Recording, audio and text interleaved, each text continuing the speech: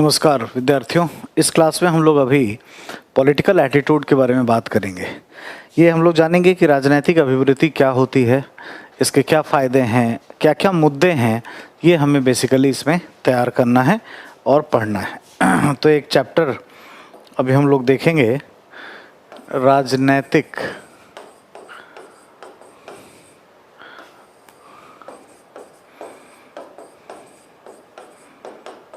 अभिवृत्ति, political attitude.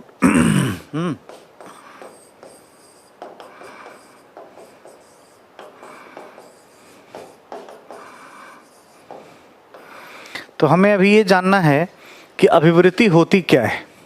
ठीक है, अभिवृत्ति एक मानसिक दशा है। एक दी गई परिस्थिति में किसी व्यक्ति की मानसिक दशा अभिवृत्ति कहलाती है, जिसमें उसके पसंद नापसंद का वर्णन होता है। हम क्या उससे पसंद है, क्या पसंद नहीं है, ये जान पाते हैं। अब उससे आगे अगर राजनीतिक अभिवृत्ति लगा दें तो क्या इसकी परिभाषा होगी, है ना। एक दी गई परिस्थिति में किसी व्यक्ति की जो राजनीतिक पसंद है, ठीक है, वो इसमें शामिल होगी।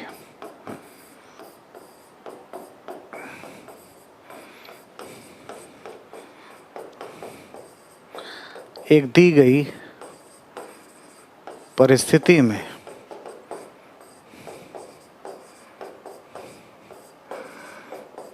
किसी व्यक्ति की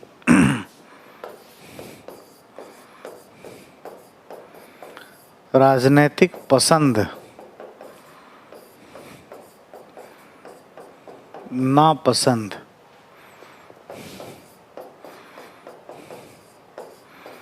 जिसके आधार पर मतदान का व्यवहार होता है, जिसके आधार पर मतदान का व्यवहार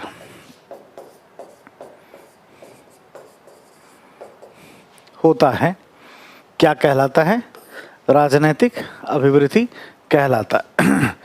अब जिसमें हम लोग ये देखते हैं कि राजनीतिक पसंद नापसंद में कौन सी पॉलिटिकल पार्टी पसंद है, ठीक है, या कौन सा पॉलिटिकल पार्टी पसंद नहीं है, शासन का तरीका क्या है, शासक वर्ग कैसा है, ये तमाम चीज़ें इसमें हम लोग देखते हैं। और इसी आधार पर कोई व्यक्ति वोटिंग बिहेवियर करता है ना, मतदान का व्यवहार करता है। मतलब ये जो हमारा एटीट्यूड है, इसी से हम मतदान करते हैं। सही या गलत जो भी है, ये हमारे एटीट्यूड से ही तय होता है। ठीक है, तो पॉलिटिकल एटीट्यूड अपने आप में बड़ा इम्पॉर्टेंट है। तो फाइनली क्या क्या इसमें इम्पल्स हमने देखा। ये एक ड्राइवर है जो मतदान के व्यवहार के लिए कारगर सिद्ध होता है। ठीक है, राजनीतिक अभिवृत्ति के हमें मुद्दे पढ़ने हैं, उसके पैटर्न्स हमें देखने हैं। इससे पहले कि हमें उन पैटर्न को देखें, हम ये जानेंगे कि राजनीतिक अभिवृत्ति को प्रभावित कौन कौन करता है। राजनीतिक अभिवृत्ति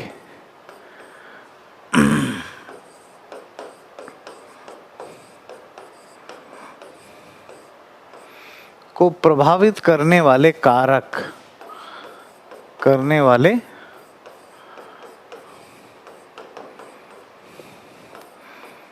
कारक है ना, क्या क्या तत्व हैं जो इसे बहुत ज़्यादा प्रभावित करते हैं। तो एक तो सबसे पहले है फैमिली, परिवार। हम जिस परिवार में जन्मे होते हैं, उसमें जिस राजनीतिक दल के बारे में अच्छी बातें की जाती हैं, वही हमारा एटीट्यूड बन जाता है, वही हमें पसंद आने लगता है। जब तक कि हम बहुत पढ़े लिखे ना हो जाएं, हमारा अपना सोच ना बन जाए, तो परिवार की भूमिका बड़े स्तर पर देखने को मिलते हैं। आप भी महसूस करेंगे कि आपके पेरेंट्स, बड़े भाई या बड़े लोग जो जिस राजनीतिक दल को अच्छा बोलते हैं, आपको भी वही अच्छा लग रहा होगा। तो परिवार की भूमिका इसमें देखने को मिलती है। इतना ही नहीं, शिक्षक, टीचर्स, शिक्षकों की भी महत्वपूर्ण भूमिका होती है। शिक्षक अपने कॉन्सेप्ट को देते समय जिस तरह के उदाहरण लेते हैं और जिस राजनीतिक दल को बेहतर बताते हैं, जिसे अच्छा नहीं बताते हैं, वैसा ही एटीट्यूड बच्चों में धीरे धीरे डेवलप हो जाता है। इतना ही नहीं, हमारे दोस्त या जो मित्र मंडली है, फ्रेंडशिप सर्किल, इसमें जिस राजनीतिक दल और शासन के तरीके, शासन व्यवस्था के बारे में अच्छी बातें की जाएंगी, उसे अच्छा हम लोग मानने लगते हैं, क्योंकि एसोसिएटिव लर्निंग होता है। संगत से गुण होते हैं, संगत से गुणजात, हम ऐसी बात करते हैं। तो एसोसिएशन से लर्निंग होता है, अधिगम हम प्राप्त करते हैं। तो मित्र मंडली का भी प्रभाव इसमें देखने को मिलता है, ये भी भूमिका महत्वपूर्ण है। इतना ही नहीं है ना, शैक्षणिक संस्थान भी इसके पीछे हैं। शैक्षणिक संस्थान जैसा इंस्टीट्यूट है, उसका प्रधानाध्यापक या प्रिंसिपल जिस तरह का है, जिस तरह का उसका इंफ्रास्ट्रक्चर है, अंदर से मैनेजमेंट है, जिस तरह की होर्डिंग, बोर्डिंग, वॉल पेंटिंग लगी हुई है, वो जो स्टूडेंट्स का जो यूनियन है उसको जिस तरीके से वो प्रमोट करता है, जैसे कोई विश्वविद्यालय है तो वहाँ पर विद्यार्थियों का अपना जो है एक एसोसिएशन बन जाता है और वो संघ बना करके काम करने लगते हैं। विद्यार्थियों का संघ इसके पीछे बहुत मायने रखता है। अब डिपेंड करता है कि विश्वविद्यालय प्रशासन उसको अलाउ करता है या नहीं करता है। तो ये अपने आप में एक इम्पॉर्टेंट कंटेंट है जो प्रेरित करता है राजनीतिक अभिवृद्धि को बनाने में, शैक्षणिक संस्थान। इसके बाद जो है जो पॉलिटिकल एटीट्यूड में हम देखते हैं, लिंग की भूमिका देखने को मिलती है, जेंडर है ना, लिंग। जैसे अगर आप देखेंगे तो अमेरिका में जो डेमोक्रेटिक पार्टी है वो महिलाएं उससे बहुत वोट देती हैं। तो कहीं ना कहीं वो पॉलिटिक्स करते हैं लिंग की, है ना। और आप देखेंगे कमला हैरिस पहली बार डेमोक्रेटिक पार्टी से वाइस प्रेसिडेंट बनी है अमेरिका की। तो कहीं ना कहीं ये पक्ष उसमें रहता है। अगर भारत में भी देखेंगे तो नीतीश कुमार की जो जनता दल यूनाइटेड है वो लिंग की राजनीति पे अधिक बल देता है और महिलाएं बहुत वोट कास्ट करती हैं नीतीश कुमार जी को। उन्होंने टारगेट किया महिलाओं को, जैसे कि अभी दहेज के लिए उन्होंने काफ़ी वो किया कि दहेज ना लिया जाए। शराबबंदी इसके पीछे का कारण है। वो जब भी चुनावी सभा में जाते हैं तो महिलाओं को ही एड्रेस कर रहे होते हैं कि आपके हस्बैंड अगर दारू पी के आता है घर में तो आप उनको खाना मत दीजिएगा, चूल्हा चौकी बंद कर दीजिएगा। इस तरीके से बातें वो करते हैं। तो कहीं ना कहीं लिंग भी एक कंटेंट है, एक पक्ष है राजनीति करने का, और वो भी इमेज बनाता है ना। वो भी अभिवृत्ति को तय करता है कि भाई क्या सही है और क्या गलत है। तो पॉलिटिकल पार्टीज को होगा। डेमोक्रेटिक पार्टी को लोग पसंद इसलिए करते हैं क्योंकि अमेरिका में वोटिंग राइट डेमोक्रेटिक पार्टी ने दिया था। फ्रैंकलिन रूजवेल्ट के द्वारा महिलाओं को, है ना, दिया गया था मतदान का अधिकार, और वो डेमोक्रेटिक पार्टी से थे। तो कहीं ना कहीं डेमोक्रेट्स के प्रति जो है महिलाओं में एक फेवरेटिज्म पाया जाता है, बहुत ही अच्छे तरीके का। और ये जो है लिंग बहुत ही महत्वपूर्ण विषय इसमें है। इतना ही नहीं, जाति की भी राजनीति है और कास्ट का भी अपना एक खास कास्ट के लोग, उनका एक एटीट्यूड होता है ना, कि किसको वोट देंगे। मे बी अपने कास्ट से संबंधित नेताओं को वोट दे दें या किसी पार्टी को दे दें, तो ये भी एक विषय है, ठीक है। ऐसा ही प्रजाति या रेस जिसकी हम बात करते हैं, रेस, ये भी है। अब उत्तर पूर्वी राज्यों में अगर भारत में देखेंगे तो सिक्किम में मान लीजिए कोई राजस्थान का या यूपी का, बिहार का कोई अगर चला जाए और उसको मुख्यमंत्री का उम्मीदवार घोषित कर दिया जाए और कितने भी चुनाव में घोषणाएं की जाएं कि हम बहुत अच्छा करेंगे, बहुत अच्छे तरीके से वस्तु सेवा की आपूर्ति करेंगे, देखिएगा एक भी वोट नहीं मिलेगा। क्योंकि वहाँ के लोगों का जो पसंद है, जो एटीट्यूड है, वो रेस के साइड से होता है। छोटे छोटे आँख वाले होने चाहिए, प्रोटो मंगलायड होने चाहिए। प्रोटो ऑस्ट्रेलायड अगर चले जाएंगे तो उनको वोट नहीं देंगे। तो सिक्किम में आप देखते हैं वहीं की उसी रेस का कोई व्यक्ति होगा तो चुनाव में जीतने की क्षमता वो रख सकता है। तो ये भी एक कारक है जो इसको प्रभावित करता है। प्रजाति के बाद नृजाति, यानी एथनिसिटी, ठीक है, एथनिक कम्युनिटी। जैसे अमेरिकन मैक्सिकन एक एथनिक कम्युनिटी है, ठीक है। जैसे एक अमेरिका का एक मैक्सिको के लोग विवाह किए, उनके जो बच्चे हो गए तो वो एक अलग निर्जाति बन गया। वैसे ही अगर आप देखेंगे तो ब्लैक्स जो हैं अमेरिका के, Afro American ethnic community, Afro American हमेशा डेमोक्रेटिक पार्टी को पसंद करते हैं, और जो मैक्सिकन अमेरिकन हैं वो हमेशा रिपब्लिकन पार्टी को पसंद करते हैं, वो रिपब्लिकन्स को वोट देते हैं। जो इंडो अमेरिकन हैं वो डेमोक्रेटिक पार्टी को अधिक पसंद करते हैं। जिस पार्टी ने जिस एथनिक कम्युनिटी को वरीयता दी, उसके तरफ एटीट्यूड जो है उस कम्युनिटी में बन गया, और ये भी एक फैक्टर बन गया एटीट्यूड बनाने में। भारत में अगर देखें तो बांग्लादेश से जो अलगाव हुआ पाकिस्तान का और अलग देश वो बना, तो बांग्लादेश से कुछ लोग भारत आए, तो क्या हुआ कि वहाँ के जो मुस्लिम कम्युनिटी के लोग भारत आए तो इंडो बांग्लादेशी एथनिक कम्युनिटी एक हो गई। तो उस समय इंदिरा जी ने उनको बहुत अच्छे से रखा, अप्रवासन वगैरह उनका ठीक से चलाया, उनको खाना पीना दिया, उनको मान्यता दिया। तो वो हमेशा कांग्रेस पार्टी को ही वोट देते हैं और कांग्रेस पार्टी को ही वो अपना मानते हैं, है ना। तो कभी भी ये एथनिक कम्युनिटी किसी दूसरे को नहीं करेगी। तो एथनिसिटी भी एक कंटेंट है जो राजनीतिक अभिवृद्धि बनाती है और बिगाड़ती है। इतना ही नहीं, मीडिया की बड़ी भूमिका होती है। मीडिया इमेज बिल्डर होता है। मीडिया जिसका चाहे इमेज अच्छा बना दे, जिसका चाहे इमेज खराब कर दे। तो मीडिया में आप देखते हैं कि एक तरीके से, है ना, सन्नाटे को चीरती हुई सनसनी जैसा कुछ कंटेंट दिखाया जाता है। जैसे एक ही व्यक्ति को अगर आप अरविंद केजरीवाल जी के बारे में देखेंगे तो जब एक बार ये थोड़ा सा परफॉर्म किए थे और विपक्ष में चले गए थे तो मीडिया में क्या आ रहा था, विद्रोही, ये वो विपक्ष टाइप का चीज़ ही। लेकिन जब बहुत ज़्यादा लैंडस्लाइड विक्ट्री इन्होंने की तो यही मीडिया जो इनके अगेंस्ट में थी वो दिखाने लगी कि एक बच्चा आईआईटी में कितना ज़्यादा ध्यान दिया, कितना ज़्यादा समाज सेवा में उसका है, आंदोलन में और जनहित के मुद्दों को उठाने में कितना ज़्यादा उसकी भूमिका होती है। तो सेम मीडिया ने उसी इमेज को ठीक भी कर दिया। तो बहुत बड़ा एक फैक्टर है मीडिया जो इमेज बिल्डर का काम करता है, कि जैसा चाहे इमेज क्रिएट कर लेता है। ठीक है, मीडिया की भूमिका इसमें इम्पॉर्टेंट है, देखने को मिलती है। इतना ही नहीं, जो अंतर्राष्ट्रीय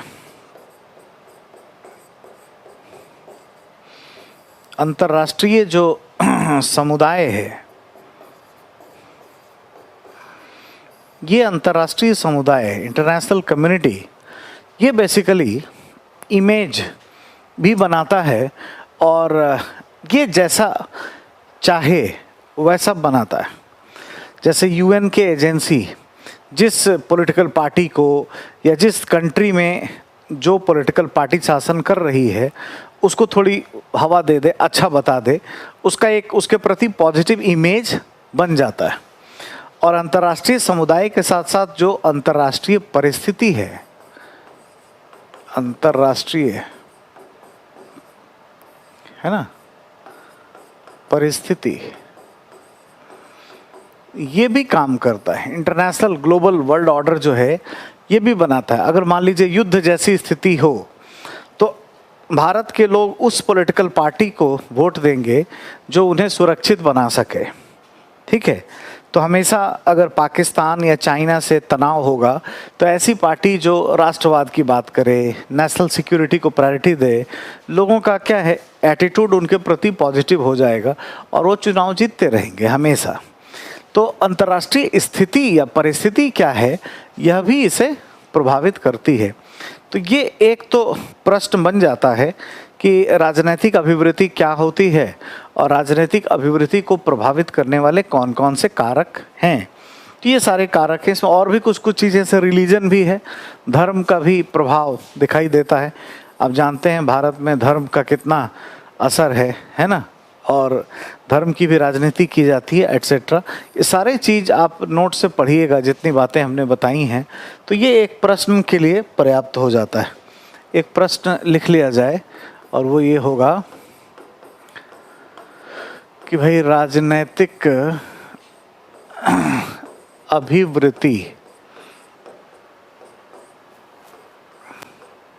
अभिवृत्ति से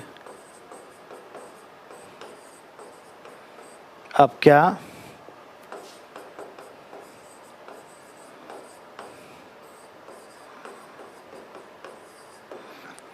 राजनीतिक अभिवृत्ति से आप क्या समझते हैं?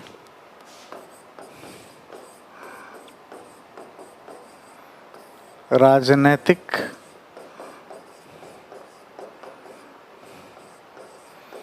अभिवृत्ति को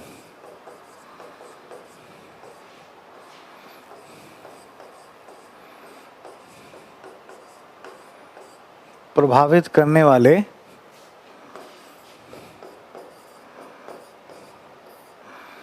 कारकों की भूमिका और महत्व को बताएं। ठीक है, तो एक प्रश्न तो आपका यहाँ से तैयार हो जाता है, जो हम लोगों ने अभी देखा कि क्या एटीट्यूड क्या है, पॉलिटिकल एटीट्यूड क्या है ना, और ये वोटिंग बिहेवियर के लिए होता है बेसिकली, क्या क्या उसको प्रभावित करता है, तो ये सारा ठीक है। अभी अब हम लोग ये जानना चाहेंगे कि भारत में जो पॉलिटिकल एटीट्यूड है उसका एक पैटर्न क्या है, क्या प्रवृत्ति रही है, हम लोग इसको देखेंगे और जानेंगे। और उसके बाद जो राजनीतिक अभिवृत्ति के जो मुद्दे हैं उन मुद्दों को भी हम पढ़ेंगे, उन मुद्दों का भी अध्ययन करेंगे, क्योंकि वहाँ से भी सवाल पूछा जाना है। ठीक है, चलिए एक टाइटल डाल दीजिए, राजनीतिक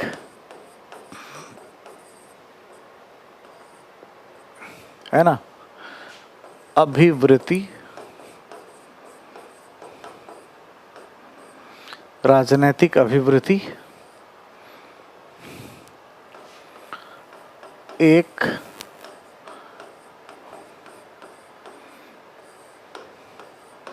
प्रतिरूप, इसका पैटर्न क्या है ये हम लोग देखेंगे। तो ये जैसे देखें तो ये पॉलिटिकल एटीट्यूड है, उसका एक पहिया है।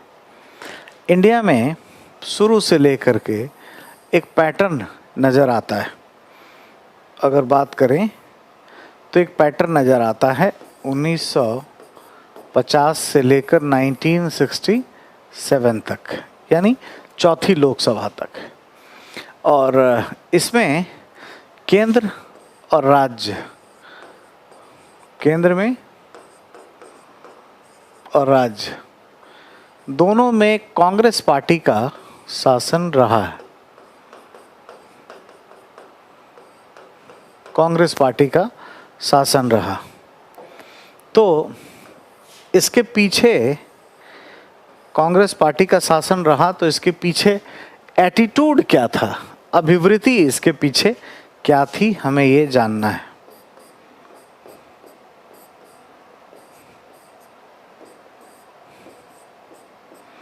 ठीक है, एटीट्यूड किस तरह का था, क्या अभिवृत्ति देखने को मिलती थी।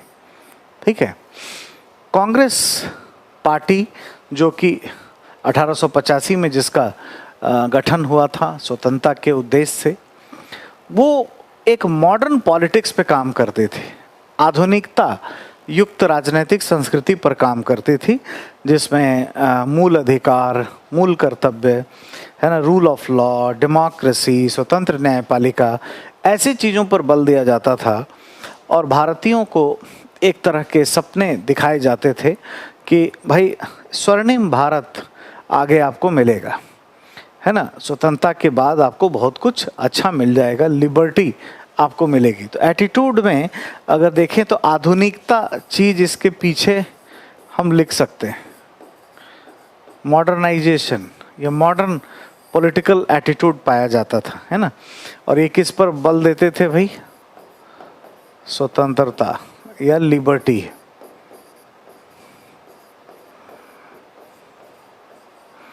रूल ऑफ लॉ,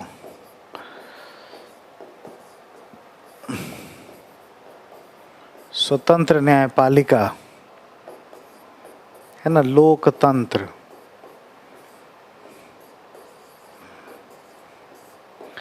मूल अधिकार। अब ये सब चूंकि अंग्रेजों के ज़माने में हमारे पास थे नहीं, तो हम लोग को बड़ा पसंद आया और हम लोगों ने केंद्र में भी और राज्य में भी कांग्रेस पार्टी को वोट दिया खूब, सेंटर में भी और स्टेट में भी। एक साथ चुनाव होते थे और लगातार कांग्रेस को मतदान इनके पक्ष में हुआ। अब यहाँ से जब हम आगे बढ़ते हैं तो कुछ बदलाव होता है, ठीक है। 67 ऑनवर्ड्स और 80s तक, 1967 से लेकर के 1980s तक कुछ कुछ चेंजेज हुआ। यहाँ पे जो एटीट्यूड है इसमें बदलाव हो गया,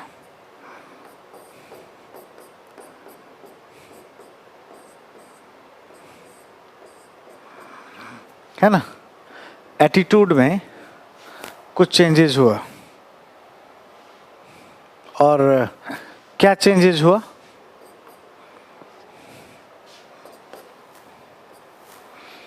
चेंजेस ये हुआ कि आधुनिकता का स्थान परंपरा ने ले लिया। परंपरावाद का प्रभाव अधिक देखने को मिलता है। ट्रेडिशनल पॉलिटिक्स, परंपरा,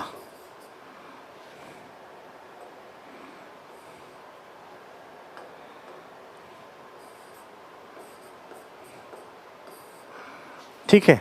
यह फोक पॉलिटिक्स, ग्रामीण स्तरीय जो राजनीतिक संस्कृति थी उसने काम करना शुरू कर दिया। और क्या क्या आ गया इसमें? जाति, है ना, धर्म, भाषा, है ना, क्षेत्र एटसेट्रा, इन चीज़ों पर बल दिया जाने लगा। और इन चीज़ों को बढ़ाने का काम सिविल सोसाइटी ने किया। एनजीओज या प्रेशर ग्रुप ने बड़े स्तर पर किया, दबाव समूह ने। जैसे आप देखेंगे शिवसेना एनजीओ हुआ करती थी। शिवसेना पूरी की पूरी शिवसेना या प्रेशर ग्रुप ही पॉलिटिकल पार्टी का रूप ले लेती है। या डीएमके, द्रविड़ मुन्नेत्र कड़गम, तमिलनाडु में ये आप देखते हैं ये एक प्रेशर ग्रुप था। पूरा का पूरा प्रेशर ग्रुप ही पॉलिटिकल पार्टी का रूप ले लेता है, ठीक है। तो ऐसे एनजीओ या दबाव समूह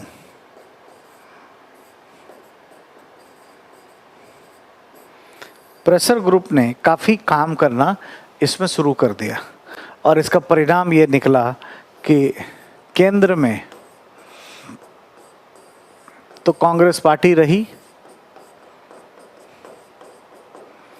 लेकिन राज्य में गैर कांग्रेसी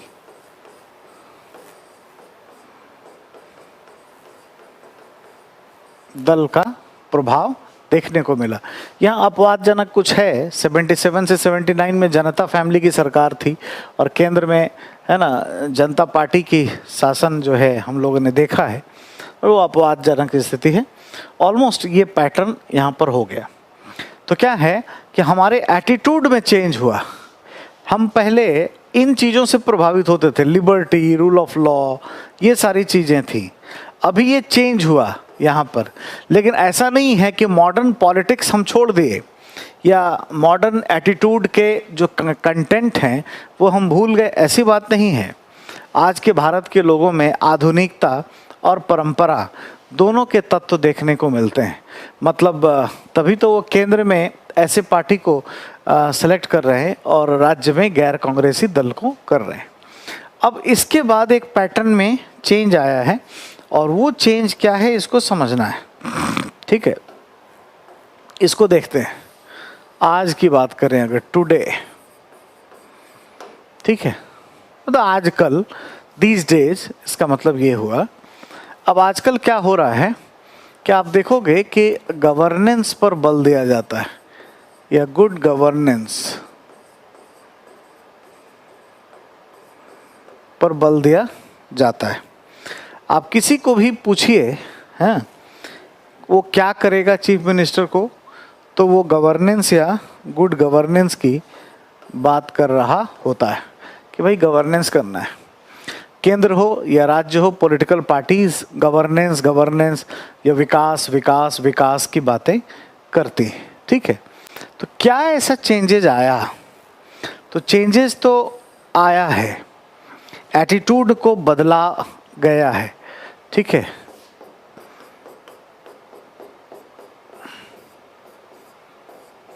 एटीट्यूड में तो चेंजेस है। अब अभी जो है कुछ ऐसे एनजीओज हैं जो मॉडर्न पॉलिटिक्स पे काम करते हैं, जैसे जाति, धर्म, रंग, त्वचा, क्षेत्र, भाषा, इस पर कोई काम नहीं कर रहा होता है। जो भी एनजीओज हैं ज़्यादातर वो अगर रोल प्ले करते हैं तो वो बेसिकली अभी है ना राजनीति में शुचिता हो, राजनीति में अपराधीकरण ना हो, सूचना का अधिकार, लोकपाल है ना, मानवाधिकार है ना, ऐसे विषयों पर बल देते हैं।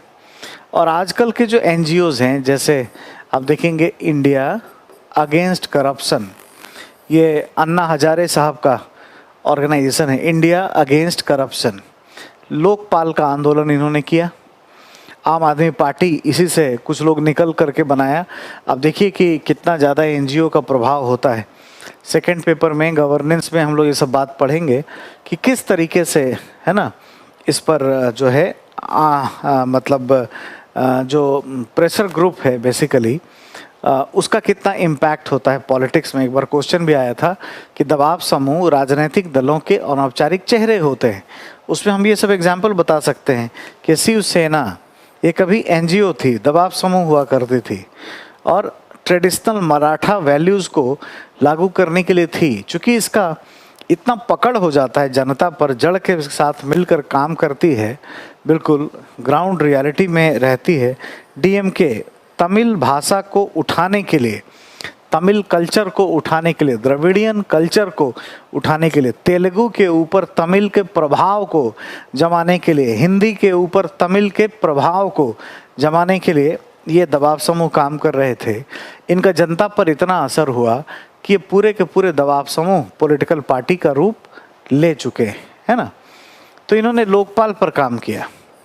अभी अगर देखें तो मजदूर किसान शक्ति संगठन अरुणा रॉय जी का ऑर्गेनाइजेशन है जो आरटीआई पर काम करता है। इसी तरीके से जन प्रहरी, ठीक है, जन प्रहरी, जन चौकीदार, ये सभी राजनीति में अपराधीकरण को रोकने के लिए काम करते हैं। तो एक तो एनजीओज ऐसे बदल गए। इस जमाने में एनजीओज थे जो जाति धर्म प्रजाति पे काम करते थे। आज के समय में इस तरह की चीज़ों पर कोई एनजीओज बहुत ज़्यादा बड़े स्तर पर काम नहीं करता है। प्लस आजकल क्या हुआ, मीडिया का प्रभाव बढ़ा, मीडिया ने चीज़ों को उठाया, शिक्षा के स्तर में भी बढ़ोतरी हुई, ठीक है। और क्या है, न्यायिक सक्रियतावाद भी देखने को मिलता है, जुडिशियरी काफ़ी सक्रियतावाद,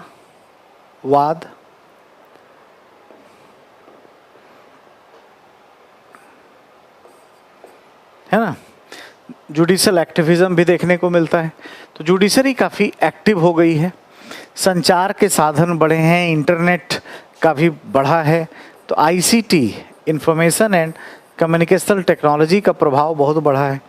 तो इसका प्रभाव क्या हुआ कि गुड गवर्नेंस को ही आज टारगेट बना दिया गया। तो आज की जो पॉलिटिकल पार्टीज़ हैं वो जाति धर्म रंग त्वचा क्षेत्र भाषा ये सब नहीं कर सकते। तो आज चुनाव पर प्रभाव ये देखेंगे कि 16वीं लोकसभा 17वीं लोकसभा का चुनाव हो चुका है और वहाँ पर क्या है, एक पॉलिटिकल पार्टी जो विकास के मुद्दों को लेकर के चलती है, भारतीय जनता पार्टी, उसने कभी नहीं कहा कि वो एंटी मुस्लिम और ऐसा सिंड्रोम पे कुछ करेगी। उसके अगर एजेंडे में देखेंगे तो डेवलपमेंट ही है और उसको लोग मत दे रहे हैं, बहुमत दे रहे हैं। इसका मतलब है कि भारतीय राजनीति में जाति धर्म का प्रभाव घट रहा है। अरविंद केजरीवाल साहब आए, इंडिया अगेंस्ट करप्शन से कुछ लोग निकले, आम आदमी पार्टी बनाए, बहुत तेज़ी से दिल्ली में असर कर लिया और कांग्रेस और बीजेपी जैसे पुराने प्रभावी दलों के होते हुए भी एक तीसरा विकल्प यहाँ पर दिल्ली में दे दिया। और विधानसभा के चुनाव में आप देख रहे हैं कितना धमाल मचा रहे हैं। यानी एटीट्यूड को चेंज तो कर दिया है इन लोगों ने, है ना। जो भी आज विकास का बात करेगा, सुचिता का बात करेगा, बिहार का चुनाव अभी आप देख सकते हैं, तो नीतीश कुमार जी को गवर्नेंस बाबू कहा जाता है। हालांकि कुछ ऐसा हुआ कैंपेनिंग और इस तरह के चीज़ें हुई कि कुछ उनका वोट ज़रूर कम हो गया, लेकिन फाइनली देखिए फिर चुनाव में विजयी हुए। और जाति का जो केमिस्ट्री है वो बिहार में फिर हारा है, और ये हम लोग कह सकते हैं कि एटीट्यूड में फिर से चेंज आज हो रहा है। तो ये 3 फेज हम देख सकते हैं। ये फेज 1 जिसमें हम कांग्रेस पार्टी के तरफ ही पूरे थे, फेज 2 जिसमें हम केंद्र में कांग्रेस, राज्य में गैर कांग्रेस, और आज फेज 3 है जिसमें गुड गवर्नेंस के पॉइंट ऑफ व्यू से जो काम करेंगे, गवर्नेंस पर जो बल देंगे, ऐसे पॉलिटिकल पार्टी को अधिक वरीयता दिए जाने की बात की जाएगी, है ना। तो ये पॉइंट्स हमें ध्यान में रखने चाहिए। मैं कुछ पॉइंट्स लिख देता हूँ इस पैटर्न को जानने के लिए। 3 प्रतिरूप देखें, 3 चरण।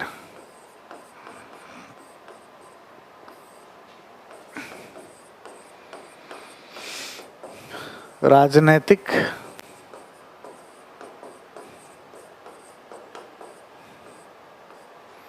अभिवृत्ति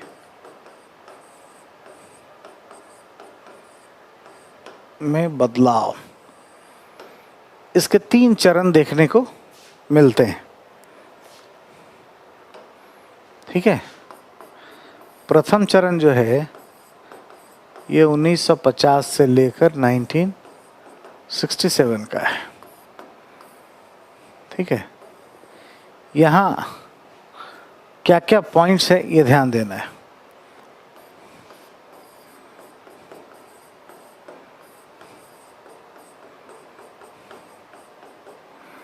इसमें कांग्रेस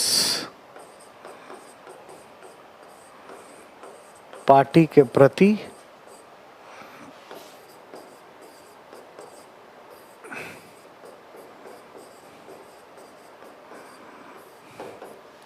मतदान का व्यवहार दिखाई देता है। अब ये जो मतदान का व्यवहार दिखाई देता है, तो इसके पीछे का एटीट्यूड क्या क्या है, क्या क्या बनाया। आधुनिक राजनीतिक अभिवृत्ति, है ना, आधुनिक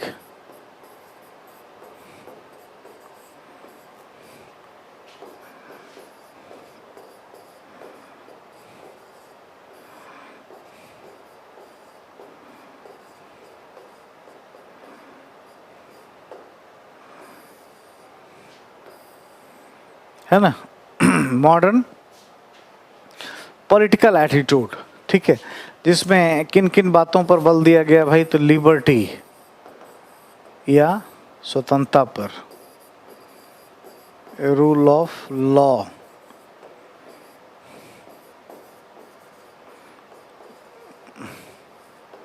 डेमोक्रेसी एटसेट्रा, ऐसी चीज़ों पर, है ना। एक ये पैटर्न था और कोई और नहीं था, क्योंकि इन्होंने स्वतंत्रता संग्राम का लड़ाई लड़ा था, स्वर्णिम भारत के सपने दिखाए थे, ठीक है। समय बदला और दूसरे चरण में हम देखते हैं, दूसरा चरण 1967 के बाद 80s के बीच में, है ना। यहाँ क्या हुआ, केंद्र और राज्य में यहाँ कांग्रेस और यहाँ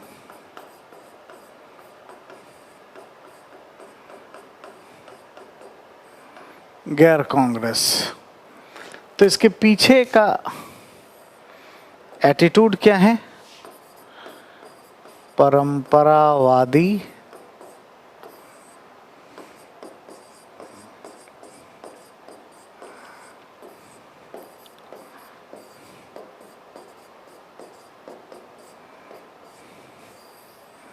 देखिए भाई, कांग्रेस पार्टी ने ऐसे ऐसे अपने लीडर को मंत्री बनाया जो कभी क्षेत्रों के दौरे नहीं करते थे, है ना। यानी वो कभी ग्राउंड रियलिटी को जानने का कभी प्रयास नहीं करते थे, ठीक है, और सिर्फ चुनाव के दिनों में जाते थे। कुछ तो बिल्कुल ऑफिसर टाइप थे। तो लोगों का क्या है, एक जो है ना विरोध डेवलप हुआ, और परंपरावादी राजनीतिक अभिवृत्ति को भड़काने में जो साथ दिया है वो एनजीओज ने दिया है। एनजीओज या दबाव समूहों ने दिया है, ठीक है। उस समय की इनकी बड़ी भूमिका रही है, ठीक है। और जो कंटेंट है वो क्या है, जाति पर बल देना, धर्म पर बल देना, कोई क्षेत्र जो है वो पिछड़ा रह गया उस पर बल देना, ये सारे विषय इसमें काम करते हैं। और बेसिकली इससे होता क्या है, क्षेत्रीय दलों का उदय होना शुरू हो जाता है। क्षेत्रीय दलों का उदय, इसका परिणाम ये होता है ना, इसका परिणाम ये होता है कि गैर कांग्रेसी जो पार्टियां हैं इनका प्रभाव राज्य के स्तर पर अधिक देखने को मिलता है। सेकेंड फेज में इस तरीके से चेंजेस होते हैं। थर्ड फेज में यानी 1980 के दशक से टिल टुडे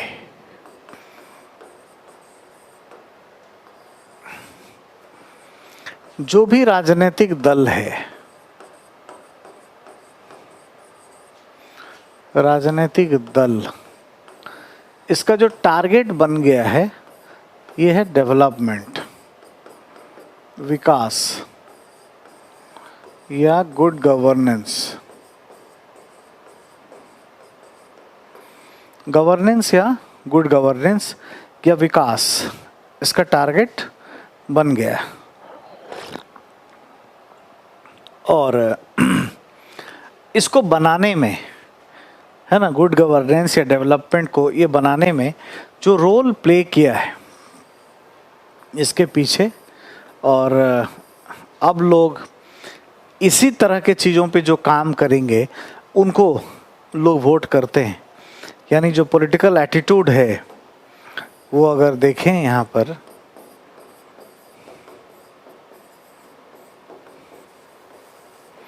अगर किसी ने बनाया है तो वो कौन है भाई, मीडिया ने बनाया है। संचार के साधन बहुत अच्छे हो गए, शिक्षा का प्रभाव बहुत बढ़ा, ठीक है, न्यायिक सक्रियता,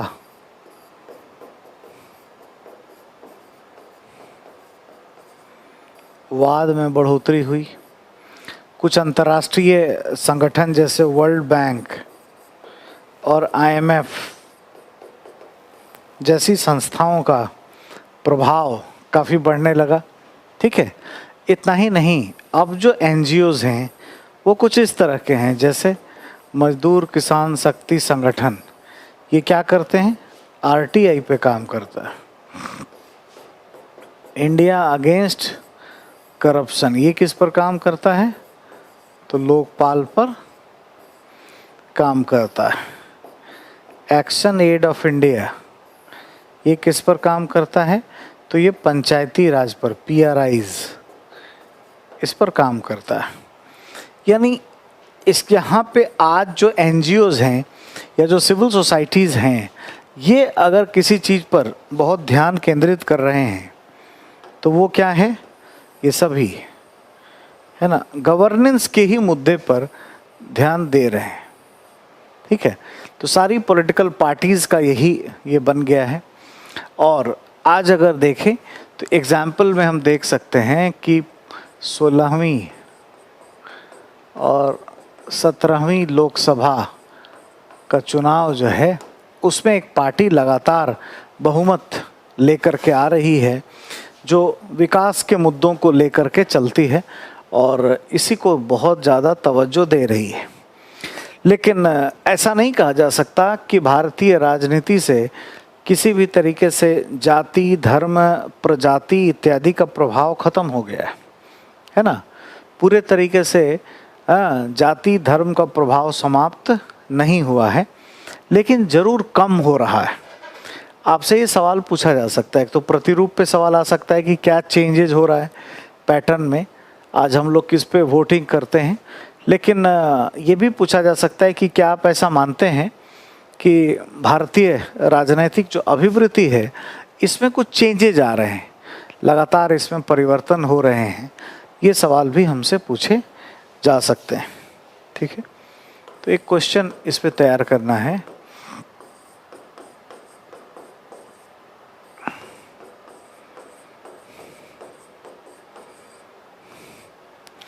भारतीय राजनीतिक अभिवृत्ति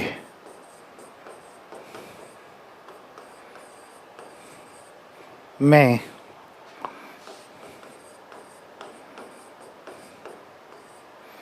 स्वतंत्रता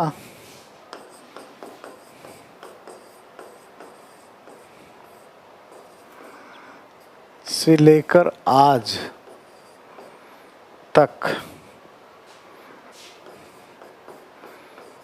की प्रतिरूप में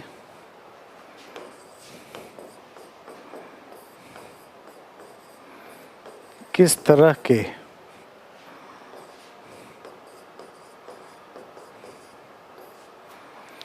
परिवर्तन हुए,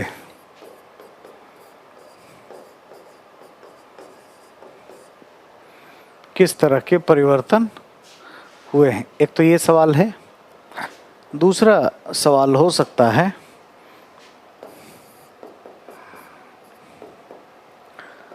क्या आप ऐसा मानते हैं, क्या आप ऐसा मानते हैं कि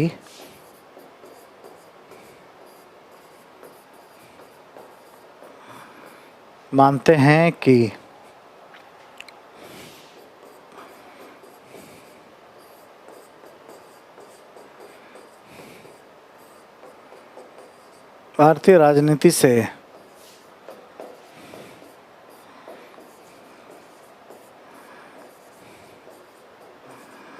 जाति धर्म इत्यादि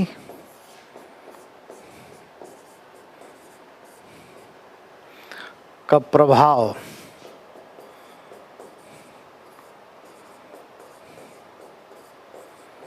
होता जा रहा है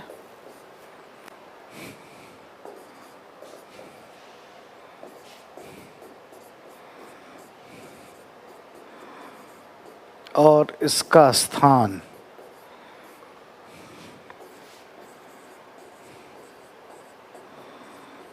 गुड गवर्नेंस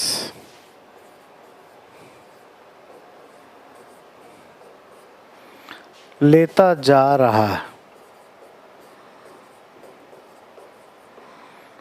ठीक है, गुड गवर्नेंस लेता जा रहा है। ठीक है, ये दो सवाल आप करेंगे और इसको दिखा करके बताएंगे कि चूंकि आज मीडिया काफ़ी एक्टिव है, संचार के साधन बढ़े हैं, जुडिशल एक्टिविज्म है, वर्ल्ड बैंक IMF जैसी संस्था काफ़ी एक्टिव है और आजकल के जो NGOs हैं वो गुड गवर्नेंस के ही पैटर्न पर बल दे रहे हैं। सूचना का अधिकार, लोकपाल, राजनीति में शुचिता, प्रशासन में सुधार, प्रोबिटी इन गवर्नेंस, ऐसी चीज़ों पर लगातार वो बल दे रहे हैं। तो इससे हो क्या रहा है कि अब जो है जाति धर्म बहुत कोई इन्फ्लुएंशियल मैटर नहीं रह गया है और उसका स्थान जो है कोई ले रहा है, तो अब उसका स्थान धीरे धीरे है ना ये गुड गवर्नेंस के विषय लेते चले जा रहे हैं। लेकिन आप ये ज़रूर इसमें दिखाना क्वेश्चन में कि ऐसा नहीं है कि अब 100% ऐसा कहा जा सकता है कि समाप्त हो गया है, कम हो रहा है, ख़त्म नहीं हुआ है। अभी भी जो भारतीय राजनीति है उसको प्रभावित करने वाले जो तत्व होते हैं उनमें इनका प्रभाव देखने को मिलता है। आज भी जो है राजनीति को प्रभावित करने में धर्म, लिंग, जाति, प्रजाति, ये सब का इम्पैक्ट जो है आज भी देखने को मिलता है। इस तरीके से हमें अपनी बात को करना है। ठीक है, अब आ जाएंगे हम लोग अपने मुद्दों की बात करेंगे। ठीक है, कि भारतीय राजनीति के कुछ मुद्दे हैं उन मुद्दों पर प्रश्न आ सकता है जो पॉलिटिकल एटीट्यूड से संबंधित है ना। तो एक नया लिख दीजिए टाइटल, राजनैतिक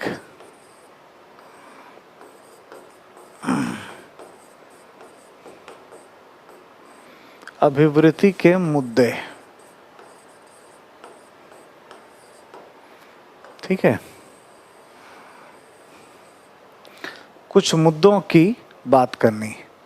ठीक है, एक तो हमसे पूछा जा सकता है कि क्या कारण है, क्या एटीट्यूड काम करता है कि भारतीय राजनीति और धर्म का इम्पैक्ट, एक तो ये देखेंगे। ठीक है,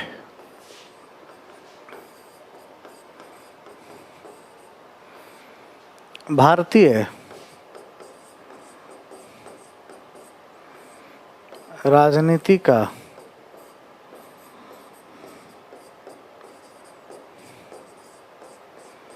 अपराधीकरण। ठीक है, ये दो मुद्दे हमारे पास होंगे और पॉलिटी गवर्नेंस के जैसा अपराधीकरण को नहीं देखना है ना। मतलब अगर भारतीय राजनीति में अपराधियों का प्रभाव बढ़ रहा है तो जाहिर है ये किसी न किसी पॉलिटिकल एटीट्यूड से है। हम अगर अपराधियों को वोट दे रहे हैं तभी तो अपराधी शासन व्यवस्था में आ रहे हैं। भारतीय राजनीति में धर्म का अगर प्रभाव है तो जाहिर है कि हम कोई धार्मिक संस्कार करने वाले या धर्म गुरुओं के बात को मान लेते हैं और उससे प्रेरित होकर के वोट दे देते हैं, तभी ऐसा हो रहा है। यानी हमारा कोई ना कोई एटीट्यूड इसके पीछे काम करता है। तो हमें इसको एटीट्यूड के नज़रिए से पढ़ना है, ना कि NN बोहरा साहब की जो कमेटी बनी थी राजनीति के अपराधीकरण की, जो ये कहता है कि उनका जो रिकमेंडेशन था 1993 में कमेटी थी, उन्होंने सुझाव दिया कि जो राजनेता है, पूंजीपति है और भाई या गुंडा एलिमेंट है, वो इन सब का जो नेक्सस है और प्रशासनिक अधिकारी का, दादा, नेता, लाला, बाबू, इनका जो नेक्सस है, दादा का मतलब भाई लोग गुंडाज और बाबू मतलब सिविल सर्वेंट, नेता आप जानते ही हैं, और लाला का मतलब कैपिटलिस्ट। इन सब का जो नेक्सस है, उस नेक्सस की वजह से ये होता है। लेकिन उस तरह की कोई बातें हम यहाँ नहीं करेंगे। यही प्रश्न पॉलिटी में अलग तरह से देखा जाता है, यहाँ पर अलग तरह से देखा जाएगा। हम लोग एटीट्यूड के नज़रिए से बात करेंगे, है ना। तो एक एक करके आ जाते हैं और भारतीय राजनीति और वहाँ पर देखते हैं कि क्या वजह है।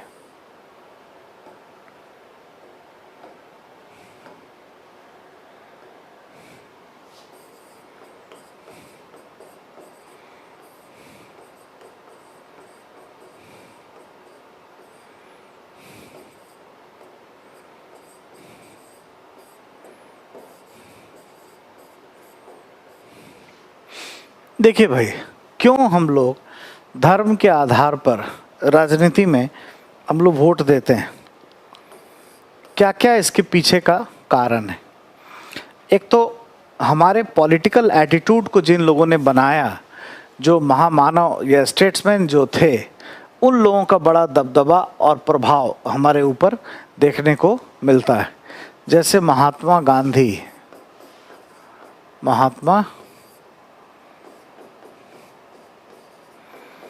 गांधी जी ने खूब मोबिलाइज किया लोगों को, और जहाँ चलते थे पीछे भारत की जनता आ जाती थी। उसके बाद JP जयप्रकाश नारायण ने भी लोकनायक,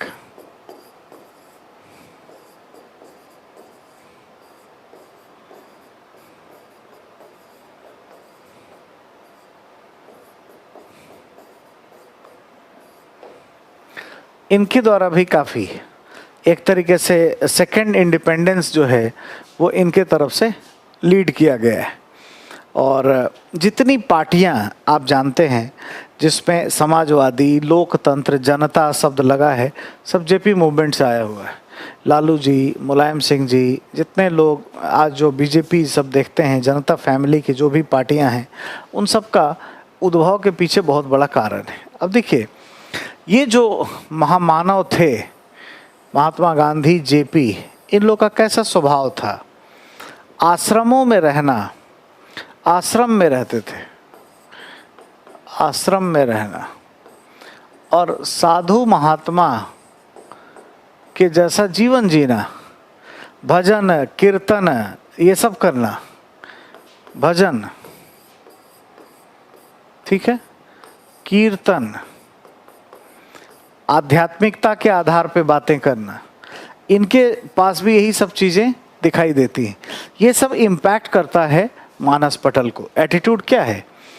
एक दी गई परिस्थिति में व्यक्ति की मानसिक दशा जो उसके पसंद नापसंद को दर्शाती है, ठीक है। तो बेसिकली भारत के नागरिकों की जो मनस है, मानसिक दशा जो है, इसी से बनी है, मानसिक दशा। और हम लोग कहते हैं ना कि हमारा नेता कैसा हो, तो महात्मा गांधी के जैसा हो, इनसे इम्पैक्ट हुआ है।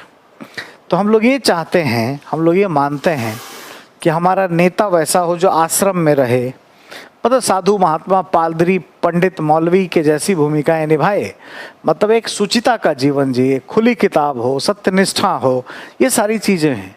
तो कहीं ना कहीं ये क्या है, कोई रिलीजियस लीडर भी अगर करता है तो हम लोग उसको भी वोट दे देते हैं, ठीक है। सतपाल महाराज आस्था चैनल पे बोलते बोलते कई बार आपको राज्यसभा में, लोकसभा में देखते हैं। आज आप देखेंगे तो कोई इस्कॉन टेम्पल का कोई व्यक्ति है, वो भी है, ठीक है, कोई पादरी भी नॉमिनेट हैं। तो इस तरीके की चीज़ें हम देखते हैं। तो कोई भी रिलीजियस लीडर से प्रभावित हो जाते हैं। अब कोई आप देखिए, बाबा रामदेव, इन्होंने योगा कराते कराते एक पार्टी के पक्ष में नैरेटिव तो क्रिएट कर ही दिया ना, विचार तो कर ही दिया, और राष्ट्रीय सुरक्षा, नेशनल सिक्योरिटी और राष्ट्रवाद, ऐसी चीज़ों को उठा करके कहीं ना कहीं फेवर में किया। तो ये ऐसे महामानवों का प्रभाव है, ठीक है, ये बात ध्यान रखिएगा। इसीलिए हम लोग कहते हैं कि भारतीय राजनीति में क्या है, भारतीय राजनीति में आधुनिकता का तो प्रभाव है ही है। भारतीय राजनीति में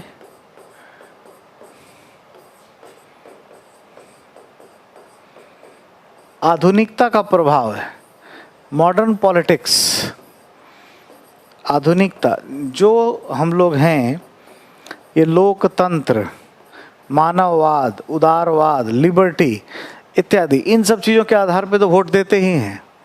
हम जाति धर्म के आधार पे भी वोट देते हैं। परंपरावाद, इसका भी है, रीजनल पार्टीज का प्रभाव इससे दिखता है। और भारतीय राजनीति में एक और चीज़ है, क्या है? साधुता, सेंटलीनेस। साधु महात्मा के जैसा सुचितापूर्ण जीवन अगर कोई जीता है, या धार्मिक नेता कुछ मोबिलाइज कर देता है, तो हम उसके पीछे भी आ जाते हैं, उसको भी वोट दे देते हैं। ये हमारे एटीट्यूड को बनाता है। कारण क्या है? महात्मा गांधी, जेपी जैसे महानायक, बाबा आमटे जैसे महानायक, जिन लोगों ने ऐसे इम्पैक्ट हमारे ऊपर छोड़े, इस वजह से ये देखने को मिलता है। तो एक छोटा सा शॉर्ट नोट्स अगर आए कि भारतीय राजनीति में साधुता का प्रभाव क्यों है, तो पॉलिटिकल एटीट्यूड क्या होता है, और ये महात्मा गांधी, इनके तौर तरीके, ये सब बता करके कहना है कि हमारे यहाँ ऐसा प्रभाव दिखाई देता है। इतना ही नहीं, अब एक और पहलू हम लोग देखेंगे।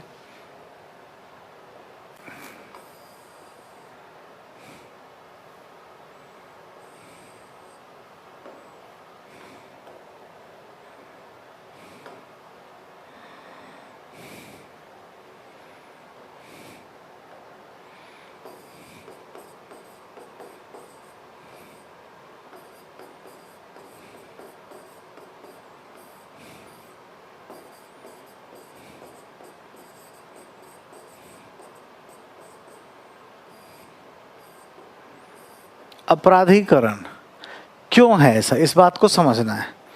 हम लोग क्यों अपराधियों को वोट देते हैं?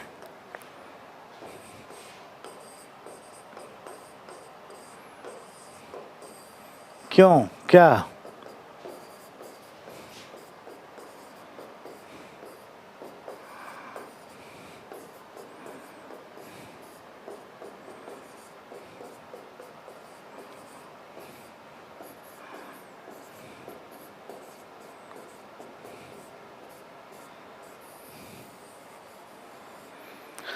है ना, कि भारतीय राजनीति में अगर हम देखें तो आपराधिक पृष्ठभूमि के व्यक्तियों को भी हम वोट क्यों देते हैं, या इनका इम्पैक्ट क्यों है, एटीट्यूड क्या है। फिर से वही, हमने किसको देखा है भाई, महात्मा गांधी। महात्मा गांधी को देखा, क्या करते थे महात्मा के गांधी के द्वारा, क्या किया गया, आंदोलन, कानून तोड़ना।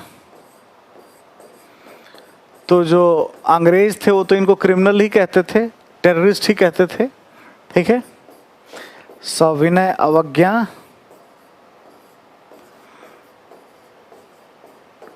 सरकारी आज्ञा का विरोध, असहयोग,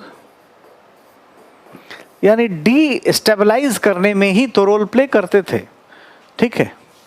अब देखिए क्या हो रहा है, अब अगर कोई अपराधी है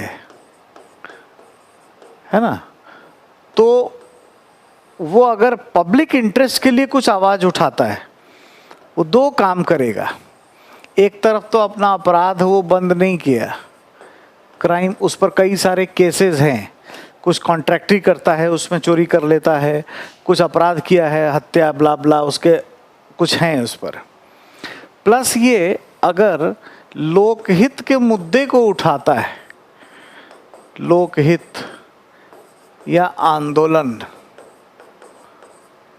ये करता है, इस मुद्दे को उठाता है, तो लोग फिर ये सोचते हैं, धीरे धीरे इसके अपराध को भुला दिया जाता है ना, इसको भुला दिया जाता है और इसी को वरीयता दिया जाता है, अपराध दबने लगता है और उसका पब्लिक इंटरेस्ट में जो रोल है, जो काम है, जो साहस उसने दिखाया, उस बात पर बल दिया जाने लगता है। तो जितने बाहुबली सांसद या विधायक हैं उनके क्षेत्रों में जाएं आप, और अगर आप कहें, आप देखोगे उनके अगेंस्ट में कुछ बात करोगे तो सही तरीके से आ नहीं पाओगे। लोगों में इमेज बहुत अच्छा है, क्योंकि फिर वो हो जाता है ना कि यही व्यक्ति है जिसमें दम है, या आवाज़ उठा सकता है।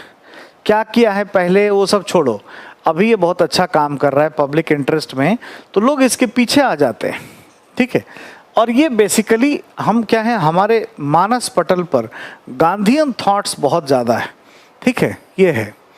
अब हमें ये समझना पड़ेगा कि सच में जो है गांधी कौन है और अपराधी जो है उसका हिडन एजेंडा क्या है। अब इसके लिए प्रचार प्रसार के साधनों का प्रयोग करना पड़ेगा, तब हम वोट देते समय इस बात का ध्यान रखेंगे कि आपराधिक पृष्ठभूमि का व्यक्ति है, ये ड्रामा कर रहा है, इसका हिडन एजेंडा क्या है, मंत्री बनना है या मैनिपुलेट करना है सत्ता को, ये कहीं से भी गांधी नहीं है, या कोई भी आंदोलन करने वाले में हमें महात्मा गांधी के दर्शन नहीं होने चाहिए। इसके लिए क्या करना पड़ेगा, हमें एटीट्यूडनल चेंज, अगर इसको बदलना है तो भारतीय राजनीति में अपराधीकरण को रोकना है, तो इस अभिवृत्ति में परिवर्तन करना होगा। अभिवृत्ति या अभिवृत्तिक परिवर्तन, हमें क्या है, एटीट्यूडनल